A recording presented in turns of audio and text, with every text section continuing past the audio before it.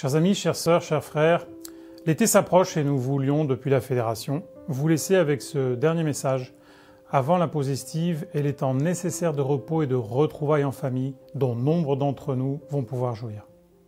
Profitons aussi, à partir du premier sabbat de juillet, de nous retrouver dans nos chapelles sans jauge maximum, et cela afin de nous retrouver dans la belle famille ecclésiale qui a tant manqué pendant ces derniers mois.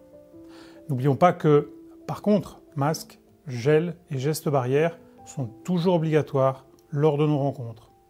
Retrouvons aussi le plaisir de reprendre nos réunions de prière en présentiel, même si parfois la visio ou téléconférence permet la présence d'un plus grand nombre. Je vous invite à profiter de ce temps estival pour méditer et pacifier par la présence du Saint-Esprit tout ce qui a été troublé, meurtri, fragilisé en vous par les longs et difficiles mois que nous avons traversés. Je partage avec vous une magnifique citation d'Etty Hillesum, écrite en 1942 dans la nuit la plus vide en humanité d'un camp d'extermination. Notre unique obligation morale est de défricher en nous-mêmes de vastes clairières de paix et de les étendre de proche en proche jusqu'à ce que cette paix irradie vers les autres. Et plus il y aura de paix dans les êtres, plus il y en aura aussi dans ce monde en ébullition. Avec son humour bien connu, le rabbin Naaman de Braslav disait déjà « Si tu ne prends pas soin de toi, qui le fera? Et si tu ne prends pas soin des autres, mais qui es-tu » Prenons le temps de nous recentrer sur le Christ, sa parole, sa présence en nous, de lui confier nos doutes, nos peurs et nos incertitudes, de le laisser tendrement prendre soin de nous, afin de pouvoir ainsi prendre soin des autres. Accueillons d'abord dans la prière tous ceux et toutes celles qui ont été isolés, affaiblis ou abattus par cette triste période, et laissons l'Esprit guider nos actions et nos paroles. Rappelons-nous que nous sommes plus efficaces à plusieurs.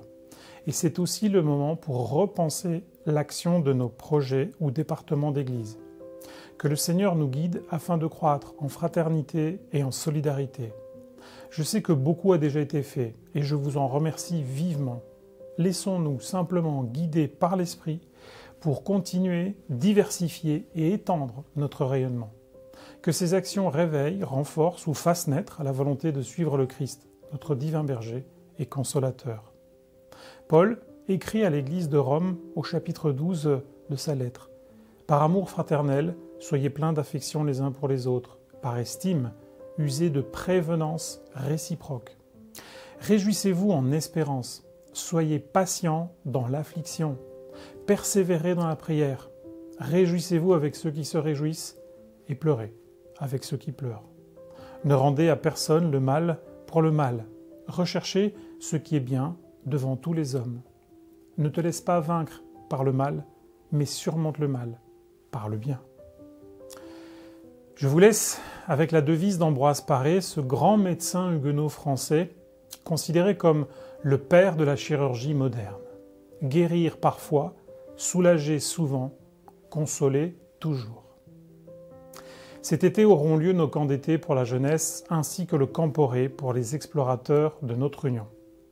N'hésitez pas à inscrire vos enfants et ados, ils ont bien besoin de se retrouver dans un cadre sécurisé, empreint de spiritualité et de pédagogie. Dernière nouvelle du ministère, les activités en plein air pourront se dérouler sans masque. Pour plus d'informations, contactez votre responsable de jeunesse local, votre pasteur ou directement la fédération. Les adultes pourront eux aussi profiter d'activités et de rencontres en extérieur sans masque. Une raison de plus pour venir au camp meeting qui aura lieu au Moulin de l'Hérole du 16 au 22 août.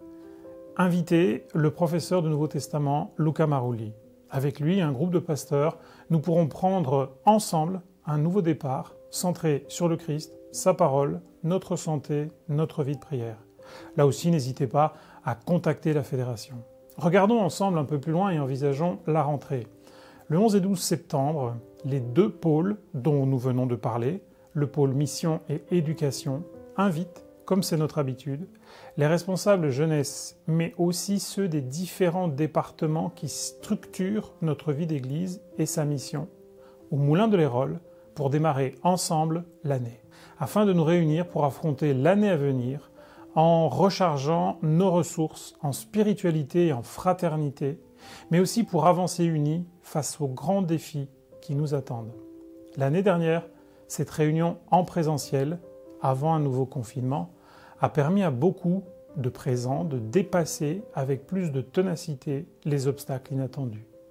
2 parutions enrichiront vos temps de lecture. Un nouveau mag, Fédération France Sud, que vous pouvez retrouver sur le site de la Fédération, et un nouveau format de Signe des temps. Merci au pasteur Élise Lazarus pour son précieux travail et que notre Seigneur continue de l'inspirer à la tête du département des publications de l'Union. Je conclus par un rappel à tous nos étudiants en difficulté. N'oubliez pas qu'en contactant le responsable jeunesse locale ou le responsable de l'antenne ADRA locale, nos fédérations s'engagent à fournir une aide financière pour traverser ces mois encore si difficiles pour vous.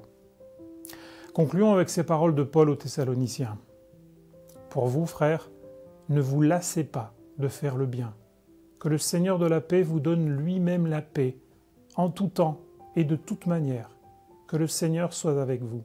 Que la grâce de notre Seigneur Jésus-Christ soit avec tous. Bon été.